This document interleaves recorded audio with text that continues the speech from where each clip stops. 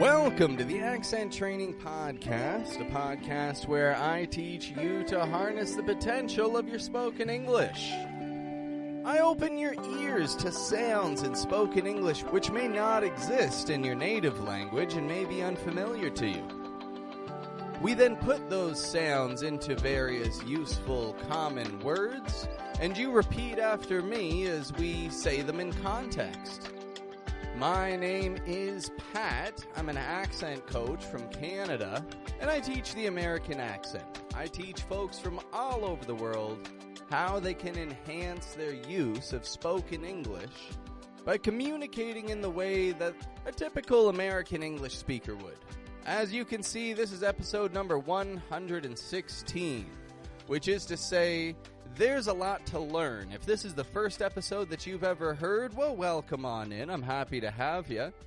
You are certainly doing your spoken English a favor by listening today.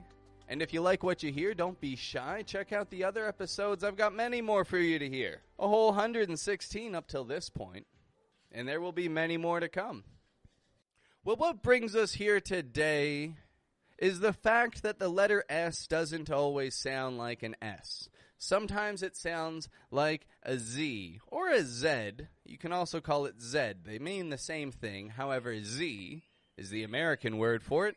Z is the British English word for it. In Canada, we say Z. In the States, they say Z. For the sake of this podcast, I'm going to just say Z, just to help you build that habit for yourself. So the letter S will sometimes sound like a Z. How is this possible? Well, you see, the letter S, and the letter Z, use the exact same position. The difference is that S, only blows out air. It's what we would call a voiceless sound, whereas Z, is voiced. We're holding our tongue in a position to make a S, but your throat should be vibrating a little, making the voice come out. Kind of like a bumblebee, right? Or an annoying mosquito flying around your bedroom at night. It's a terrible sound, but it's very useful in spoken English. Now, I have made one episode in the past where I spoke about the letter S being added to the endings of words and how that'll sometimes be voiced to help connect our speech. Today, however, I'm just going to talk about 5 words, just a quick 5 words, where the letter S sounds like a Z in the middle of the word, instead of the word ending in the middle of the word. Now, I say just 5 words because I don't want to overwhelm you with information. It's not going to do either of us any good if we try to jam too much in at once. But 5 words, I think that's something that we can digest, and you folks can repeat back to me and help build this habit by taking baby steps. That's how this accent learning business is done. It's all just baby steps. And let's break that idiom down real quick. Baby steps. Taking baby steps. Some people take this to have a negative meaning. They believe that taking baby steps is an embarrassing concept, that it means that you're a baby again. However, think about how babies learn to take steps. How do babies learn to walk? Well, babies spend the first few months of their lives just looking around at things, right? And you know what they see? They see that they are the only one that's laying down all the time and sitting all the time. Everybody else is walking. Everybody else is using their legs. So what do babies do? They grow until their legs are strong enough for them to walk. And then they stand on those 2 legs and they learn to balance themselves a little bit. It's not easy when you're a baby to balance yourself. And then they start to waddle around a little. Really big, awkward, clunky steps. And they fall flat down on their bum all the time. But they get right back up. Because they see, hey, nobody else is falling down on their bum. And I want to do what they're doing. And so the baby keeps trying. And the baby's legs keep getting stronger and longer. Until after about a year or 2, we don't call them a baby anymore. We call them a toddler. Because they've taken enough baby steps to be beyond flopping all over the place. But now they're toddling. Now, as adults, we have a hard time having the humility to go back to being babies again and taking baby steps. I am totally guilty of this myself. However, baby steps are what it's going to take if you want to see some serious changes in your spoken English. So if you're looking forward to taking baby steps along with me here until your spoken English is clear enough that you're toddling along, make sure that you hit subscribe to this podcast. Make sure that you don't miss an episode, and make sure that you listen to this episode and each and every episode all the way through, and let your English speaking muscles build and develop to make the sounds that you command them to. Well, let's jump into this lesson right now. I'll start you out with something easy. Easy. This easy word is simply the word easy, E-A-S-Y. If you listen very closely, you'll notice I'm not pronouncing the S like a S. I'm not saying easy, but I'm stretching it out. I'm giving the S a little bit more voice. Z, easy, easy. Repeat that back to me. Easy. That was easy. That was easy. S changing to a Z. It's easy to see how you might miss that. Easy to see. Hey, there's a good idiom right there. It's easy to see. This is how we simply say it's easy to understand. It's easy to understand how you might miss that. It's easy to see how that can be a tricky one, right? Easy. Now, many of you have likely said the word easy 1,000 times using only an S.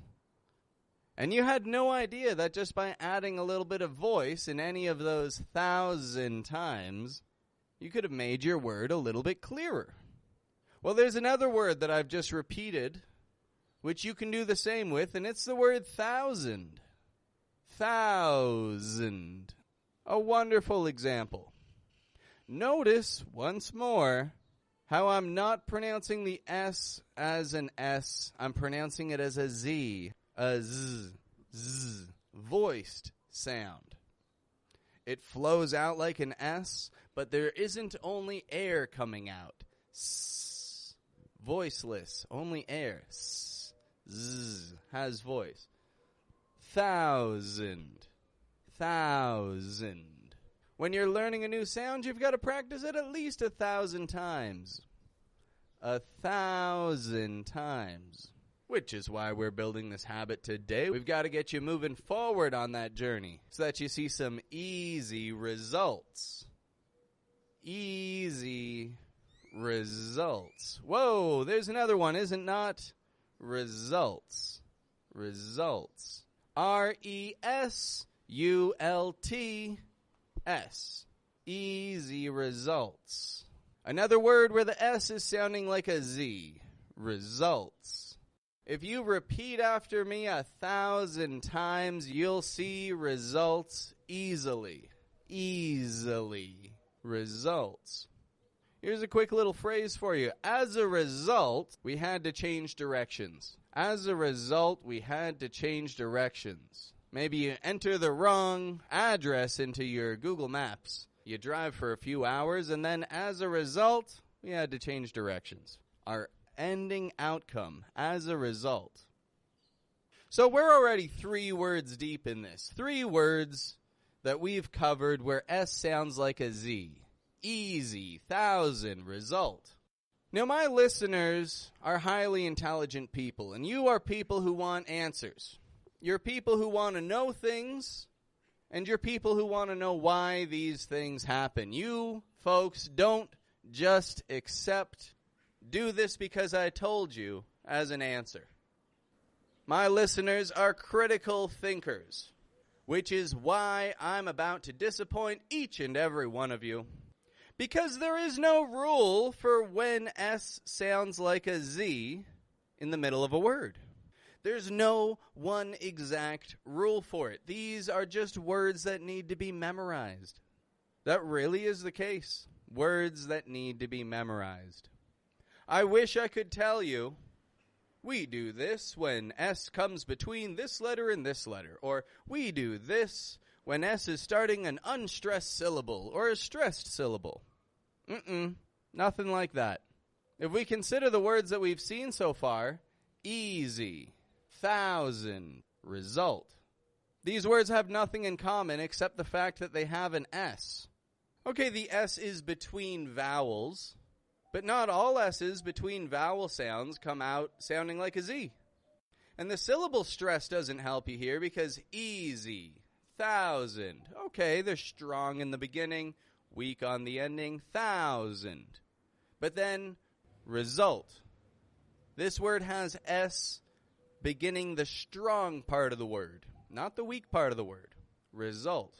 So this just means you've got to dedicate a little bit of time to practicing this. You've got to take the time to look into these more for yourself. I can't just give you one quick tip that's going to fit all of your spoken English, because if I did that for this concept, I would be lying. And I will avoid lying to you as much as possible. Moving forward, I have 2 more words in this list to bring to your attention. The first of which is the word Wednesday. Wednesday. Many of you are listening to this episode on a Wednesday. And do you know what, as a bonus word, I'm going to throw in Thursday. So now this list is 6 words long. Thursday. Wednesday and Thursday. S in both of these words sounds like a Z. Wednesday, Thursday. Wednesday is particularly difficult because the spelling, Wednesday, is not at all reflected in the pronunciation. Now let me explain to you real quick what has happened here. Why Wednesday is spelled with a D, which is not pronounced. The names of the days of the week in English come from ancient gods. Gods and goddesses, which were once worshipped quite widely across Western Europe. Now, one of the chief gods, his name was Woden, and his day of the week, perhaps to be worshipped, was what today we call Wednesday. Wednesday was once called Woden's Day. Woden's Day. Wednesday. Wednesday. So Wednesday, followed by Thursday, our bonus word of today. Both are spelled with an S, and that S is pronounced as a Z kind of sound. Now, both Wednesday and Thursday have another thing in common, and that is that they are both business days. Business days. What does this mean, a business day? Well, business days are Monday to Friday. The 5 days of the week, which in American culture, most businesses are open from the morning until the evening. Saturdays, you can't always be sure of what hours a business will be open. Sundays, they may not even open at all. But Monday to Friday, most businesses are in operation, which is why we call these business days. Now, much like Wednesday, business is not spelled the way that it's pronounced. The S changes to a Z, and the I that's in the middle disappears altogether. I'm not saying business, but business. Many of you are listening to improve your business skills. Business. Mind your own business, buddy. What does that mean, mind your own business? I think I said this on a recent episode. Well, mind your own business it's a kind of a little bit of an aggressive way of telling somebody, don't get involved in my affairs. Mind your own business. Don't worry about what I'm doing. Well, that brings us to concluding our list today. 5 words plus 1 bonus word that I could not resist adding in. Resist, another word. Oh, goodness, now we're at 7. Now, let me repeat those for you, just to let that stick one more time.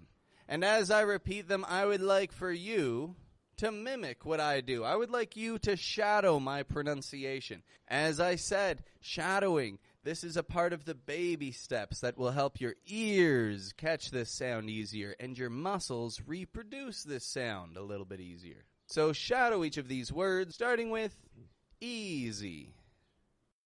Easy. thousand, thousand, result, result, Wednesday,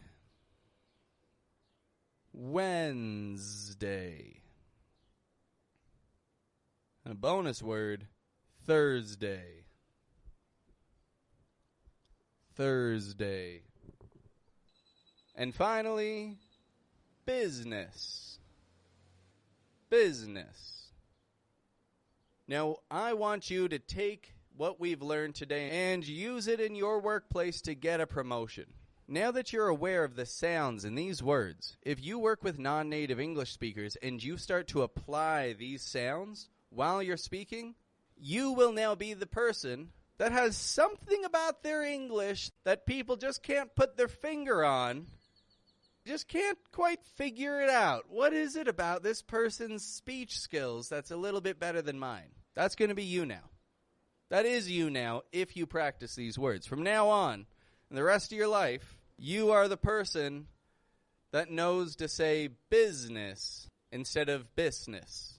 And when you are in a meeting at work and you can tell your boss business is booming, a great little idiom to say our business has seen some successful results, business is booming, your boss will be impressed. So impressed that they'll invite you out for dinner. I'm absolutely sure of it. They'll know that business is booming because of you, because they can see that you're a hard worker because your English is even better than theirs is. And they will be certain that they don't want to lose you as a loyal employee because you are an asset to this team. And so they'll invite you out for a nice steak dinner. If you like steak, maybe they'll take you for Italian food or something if you don't like steak. Personally, I'd like a nice steak dinner. And the motive for them having invited you on this steak dinner is simply because the corporate office has decided that they're recording a commercial for the company, and they need actors in this commercial. And they're looking to pay actors $5,000 each. So your boss tells you this, and you tell them, look, Chief, $5,000 is a nice sum of money, but we both know that my skills in English are worth $10,000. And let me tell you, my friend, saying that S as a Z is going to mesmerize your boss with your English. They'll agree to whatever you ask. Corner office, paid vacation, or being paid $10,000 to star in a company commercial.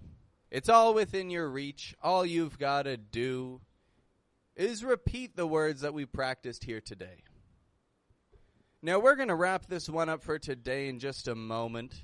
But before we do, I've just got to tell everybody listening, English spelling often does not reflect English pronunciation. Now, I've mentioned during today's lesson that there are no rules to be sure when S is going to be voiced, like a Z, in the middle of a word. There aren't any exact rules for this. This is just how the accent has developed. But if you are serious about learning to speak with an American accent, then there are most certainly rules that you should be familiarizing yourself with, which will make this happen. If rules are what you desire, I have rules for you, my friend. All that you've got to do is open up the description of this podcast episode, click the little button that says Show More, and in that description you will find a link, which you can click. It's safe to click. I would not mislead you. Not only is it safe to click, but it's beneficial for all of your spoken English, because this link will bring you to a video course where you can learn some rules about pronouncing sounds that we don't spell. That's right, sounds of English words and English letters which are not reflected in the spelling. You see, this is a video course which will give you a well-rounded look at the letter T, a treacherous letter in spoken English, one which has driven even the brightest minds to bashing their heads off the wall trying to understand what Americans are saying. Well, my friend, I'm happy to explain these sounds to you and help you adjust your own spoken English to using them. All you've got to do is click that link in the description, check it out for yourself, see how it applies, and allow me to teach you to take control of your spoken English. No matter how long you've been practicing English for, it's never too late to form good habits. Click that link in the description and find out how I can help you, my friend. Well, this brings us to the end of our episode. I've had a lovely time sitting out on the terrace.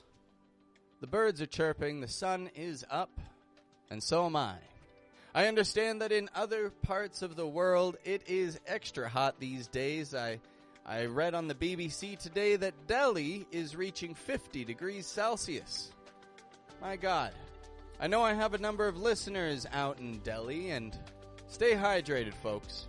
Stay hydrated and drink your electrolytes. Drink water with electrolytes. Cucumber water has electrolytes in it. And I tell you how to make cucumber water back in episode number 115. If you need to learn how to make cucumber water, check that episode out. I care about you, folks. I care about you. I want you to take good care of your bodies. I'm not going to explain how to make cucumber water right now, but give episode number 115 a listen. You won't regret it. Anyway, thank you very much for listening, my friends. It has truly been an honor to teach you today, and I look forward to having the pleasure of doing so for countless episodes to come. Have a good one, folks.